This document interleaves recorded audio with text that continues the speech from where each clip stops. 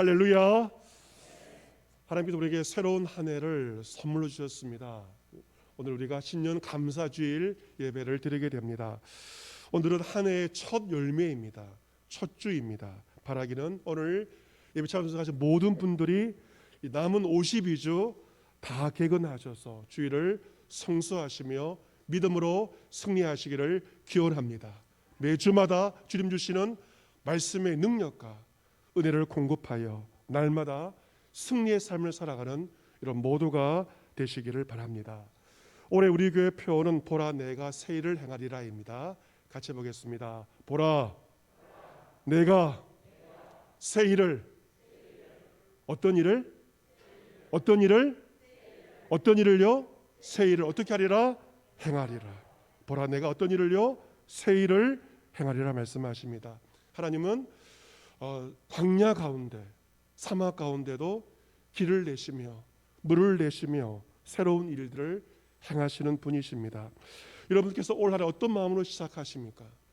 두려움과 불안이 가득한 것이 아니라 약속의 말씀을 의지함으로 두려움과 불안 1도 없고 오직 희망과 기대로 충만하여서 한 해를 시작하시기를 바랍니다. 새해 첫 줄 하나님께 나와 예배드리는 사랑하는 모든 성도 여러분에게 새로운 일을 행하시는 하나님의 은혜와 인도하심과 새로운 복이 임함으로 날마다가 기적이 되어지며 최고의 한 해에 황금길을 걸어가며 복된 한 해가 되시기를 우리를 새롭게 하시는 구주 예수 그리스도의 이름으로 축복합니다. 아멘. 우리는 코로나로 말미암는 2년간의 시간을 지나고 새로운 한 해를 맞이하게 되었습니다. 올해 어떤 일이 일어날까 아무도 알지 못합니다. 한 번도 가보지 않은 누구도 알지 못하는 초행길을 우리는 걸어가야 합니다. 새로운 길을 가는 것은 설레는 일임과 동시에 또한 두려움이 함께 우리 가운데 있습니다. 우리가 실감하는 것처럼 세상의 변화 속도가 얼마나 빠른지, 과연 내가 살아남을 수 있을까? 견뎌낼 수 있을까? 불안도 우리 마음 가운데 있습니다. 그럴수록 우리의 마음가짐이 중요합니다. 모든 것은 마음먹기에 달려있기 때문에 그렇습니다. 바포 사역으로 유명하신 최일도 목사님의 아내가 김연수 사모님이신데요. 김연수 사모님도 수녀를 하시다가 이제 목회자 아내가 되었고 좋은 시를 쓰고 있습니다. 김연수 사모님의 시 가운데서 새 아침의 기도 시를 함께 나누고 싶습니다. 그 시를 소개해드리면 주여 우리 모두 섣달 금음날 씻어놓은 세찬 담을 그리신 양 비운 마음도 새로우시소 새 아침을 열게 하소서. 이 오덕에 상처 주는 날이 선 말 비우고 세상 먼지 켜켜 쌓인 말 침묵으로 정이 씻어 참 삶의 길 훤히 비추어 주는 사랑의 말을 배워가게 하소서. 걱정과 불안이 둘러치는 일상의 어두움을 이 아침엔 걷어내게 하시고 당신의 선하신 뜻 안에서 상황의 변화와 복음의 빛을 신뢰함으로 새 소망의 돛을 올리게 하소서. 주여 이 아침에 지난날의 짐도 벗어버리고 스스로의 한계와 저마다의 몫으로 받은 고독조차 아름다운 빛깔로 꽃 피어내도록 디딤돌 서로 놓아주는 따뜻한 손과 손을 잡게 하소서. 새 아침엔 주여 첫 새벽에 길어 올린 샘물 같은 마음으로 그물에 빛나는 아침 햇살 같은 눈빛 하나로 모으고 더불어 살아가는 슬기의 문 열게 하소서. 새해 첫날 아침의 기도의 내용입니다. 오늘 본문에서 이스라엘 백성들도 시대적 전환기를 맞이하게 되었습니다. 이스라엘 백성의 출애굽을 이끌었고 40년 광야에서 이스라엘 백성들을 인도한 불세출의 영웅 지도자 여호와의 종 모세가 죽은 것입니다. 지도자의 죽음, 모세의 죽음으로 말미암아 이스라엘 백성들의 상실감과 허탈감은 상상할 수 없이 컸던 것입니다. 하지만 모세가 죽었다는, 한 사람이 죽었다는 것은 다르게 보면 새로운 시대가 열렸음을 의미합니다. 여호와께서 모세의 수종자 눈의 아들 여호수아에게 말씀하시죠. 내 종 모세가 죽었지만 이제 너는 이 모든 백성과 더불어 일어나 요단을 건너 내가 그들 곧 이스라엘 자손에게 주는 그 땅으로 가라. 새로운 시대, 새로운 사명을 여호수아에게 주고 있습니다. 너는 모든 백성들과 더불어 일어나라고 말씀을 하십니다. 더불어 일어나라, 무슨 말입니까? 당시 여호수아와 이스라엘 백성들은 모세의 죽음 때문에 심적으로 다운되어 있었고 주저앉아 있었던 것입니다. 하지만 하나님께서 여호수아에게 말씀하십니다. 모든 백성과 더불어 이제 일어나라 말씀하십니다. 하나님은 신년 첫 주를 맞은 주와 여러분에게 동일하게 말씀하십니다. 우리가 여러 가지 상황 때문에 낙심하여 있다면, 주저앉아 있다면 이제는 일어나라. 하나님께서 말씀하십니다. 너 한 사람만 일어나는 것이 아니라 누군가와 더불어 손을 잡고 일어나라 말씀하십니다. 여러분, 주저앉아 있을 때도 있습니다.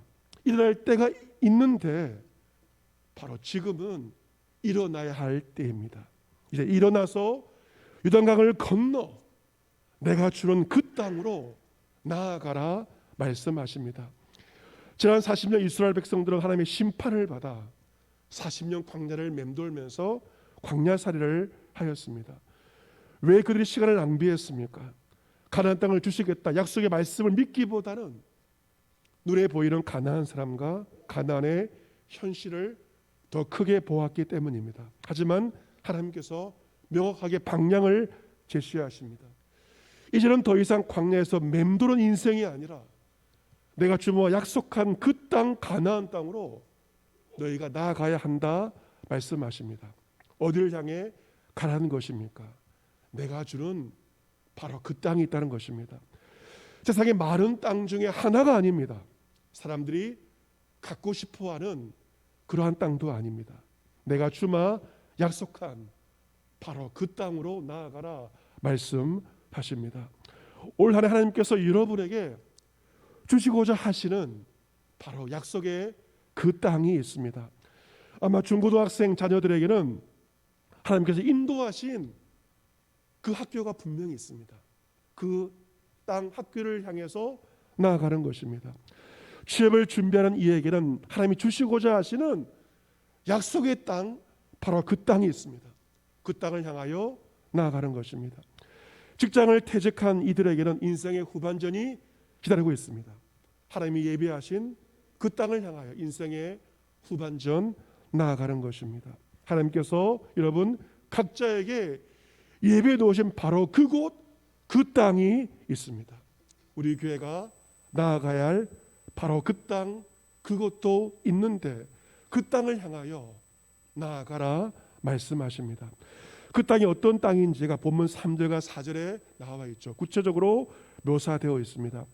내가 모세에게 말한 바와 같이 너희 발바닥으로 밟는 곳은 모두 내가 너희에게 주었노니 곧 광야와 이 레바논에서부터 큰 강 곧 유브라데 강까지 해쪽 속의 온 땅과 또 해지는 쪽 대해까지 너희의 영토가 되리라. 지금은 단 한 편의 땅도 없습니다. 광야에서 맴돌고 있어요. 하지만 하나님은 어마어마한 너희가 밟는 그 모든 것을 내가 너희에게 주었다고 말씀을 하십니다. 하나님은 그 땅을 너희에게 줄 것이라고 말씀하지 않습니다. 내가 너희에게 주었다 말씀을 하십니다. 하나님은 우리 손에 아무것이 없어 보인다 하더라도 먼저 말씀하시고 먼저 주시고 그 다음에 그 말씀하신 바를 반드시 성취하시는 분이십니다. 하나님의 약속의 말씀만 받는다면 게임은 이미 끝나버린 것이죠. 내가 너희에게 이 땅을 주었다. 지금은 눈으로 보기에는 땅 한 평 없지만 내가 너에게 그 모든 땅을 주었다고 하나님께서 말씀하십니다. 또 5절 6절 말씀 보시면 내 평생에 너를 능히 대적할 자가 없으리니 내가 모세와 함께 있었던 같이 너와 함께 있을 것입니다. 내가 너를 떠나지 아니하며 버리지 아니하리니 강하고 담대하라. 너는 내가 그들 조상에게 맹세하여 그들에게 주리라 한 땅을 이 백성에게 차지하게 하리라 말씀하십니다. 내가 너와 함께 있을 것이다. 너를 떠나지 아니하며 버리지 아니하실 것이다 말씀하십니다. 무슨 말입니까? 앞으로의 모든 여정은 너가 하는 것이 아니라 내가 하는 것이다. 내가 너와 함께 함으로 약속한 모든 땅을 마침내 차지하게 될 것을 말씀하십니다.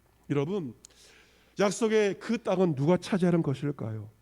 원망하던 광야 1세대 다 죽었습니다. 원망과 불평하는 자들은 결코 주의 약속을 차지할 수가 없습니다. 그 땅을 차지할 자는 바로 누구인가? 바로 광야 1세대 가운데는 오직 두 사람, 믿음의 사람 여호수아와 갈렙만 생존하였고 광야 2세대가 남아 있습니다. 주님의 약속과 주의 축복은 아무나 받는 것이 아니고 하나님의 때 믿음과 순종의 사람을 통하여 그 약속이 성취가 되는 것입니다.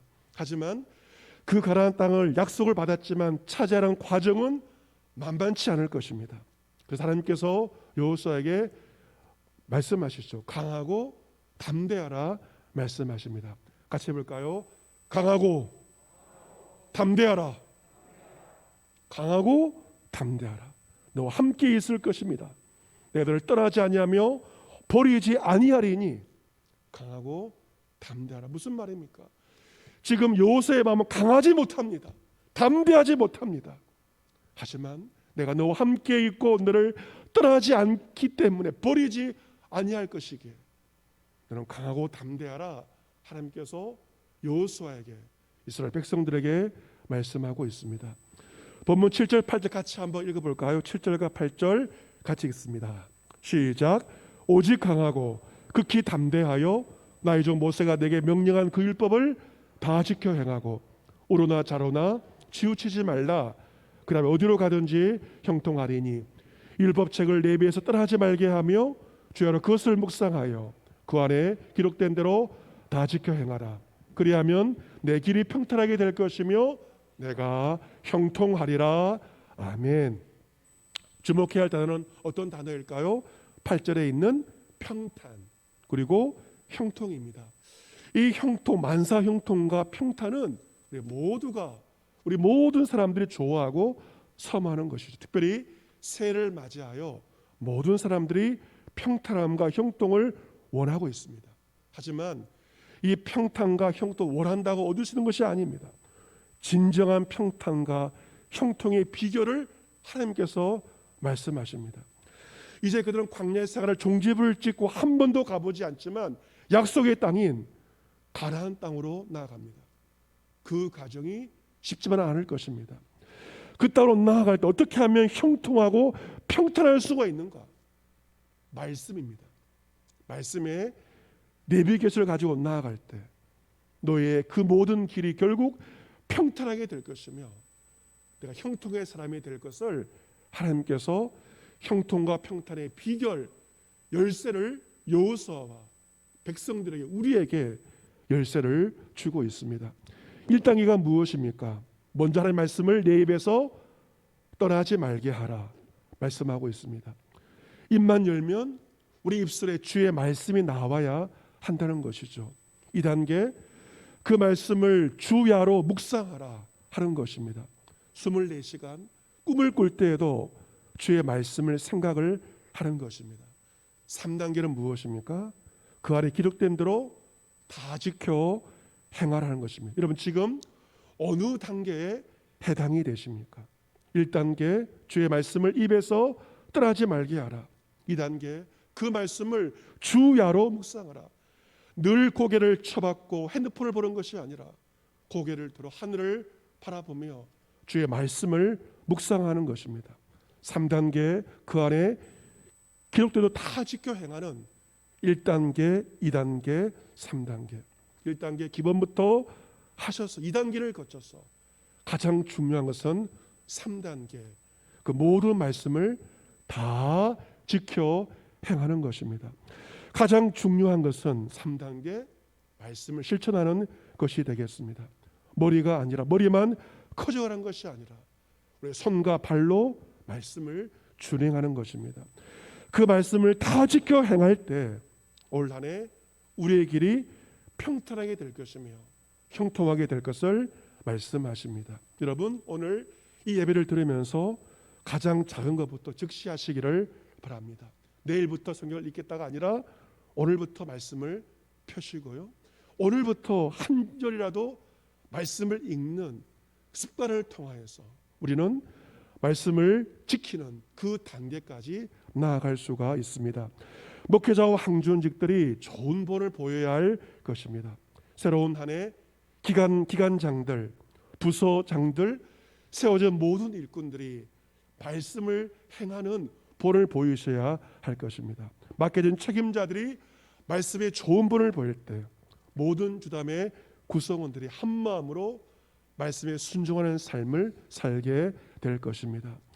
본문 9절에 내가 내게 명령한 것이 아니냐, 강하고 담대하라, 두려워하지 말며 놀라지 말라, 내가 어디로 가든지 하나님 여호와가 너와 함께 하느니라 말씀하십니다. 내가 어디로 가든지, 우리는 생각할 때 어디를 가야만 좋다고 생각을 할 때가 많습니다. 하지만 중요한 포인트는 어디로 가는 것이 아니라 더 중요한 것은 하나님 여호와가 나와 함께하는 그것이 더 중요한 것입니다. 울산에 있든지 부산에 가든지 서울로 가든지 외국으로 가든지 중요한 것은 어디로 가는 것이 중요한 것이 아니라 어디에 있든지 하나님 여호와가 나와 함께하는 그것이 가장 중요하다는 것입니다. 내가 처한 상황보다 더 중요한 것은 하나님께서 나와 함께 하시는 것이 중요하고 하나님께서 함께 하시기에 강하고 담대하라 우리에게 말씀하고 있습니다. 사랑하는 성도 여러분, 올 한 해는 여러분이 하나님께서 예비하신 그 모든 것과 땅을 취할 수 있는 한 해가 되기를 축복합니다. 그 누구도 뒤로 물러서지 마십시오. 앞을 향해서 전진해 나가기를 원합니다. 바울 사도가 말합니다. 내가 이미 얻었다 함도 아니요 온전히 이루었다 함도 아니라 오직 내가 그리스도 예수께 잡힌 바 된 그것을 잡으려고 달려가노라. 형제들아, 나는 아직 내가 잡은 줄로 여기지 아니하고 오직 한 일, 즉 뒤에 있는 것은 잊어버리고 앞에 있는 것을 잡으려고 표대를 향하여 그리스도 예수 안에서 하나님이 위에서 부르신 부름의 상을 위하여 달려간다. 달려간다는 표현을 반복해서 쓰고 있습니다. 여러분, 왜 바울이 달려간다고 말하였을까요? 인생은 시간 싸움입니다. 우리의 남은 날수를 계수해 보십시오. 나이가 들면 들수록 시간이 얼마나 빨리 갑니까? 우리 허락된 시간이 무한정이지 않습니다. 그 시간을 낭비해서는 안 될 것입니다. 바울처럼 표대를 향하여 뒤의 것은 잊어버리고 앞의 것을 향하여 달려갈 수 있는 저와 여러분이 될 수 있기를 바랍니다.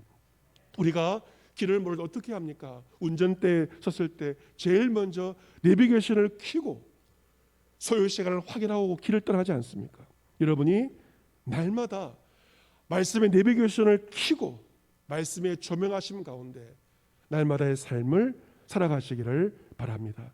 시편 119편 105절 주의 말씀은 내 발의 등이요 내 길의 빛이니이다.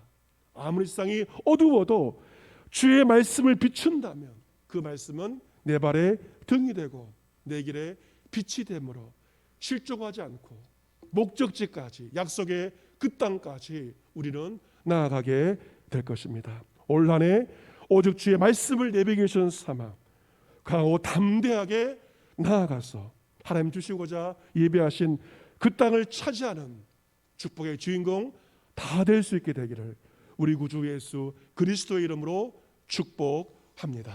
아멘. 하나님 감사합니다. 새로운 한 해 선물로 주셨습니다.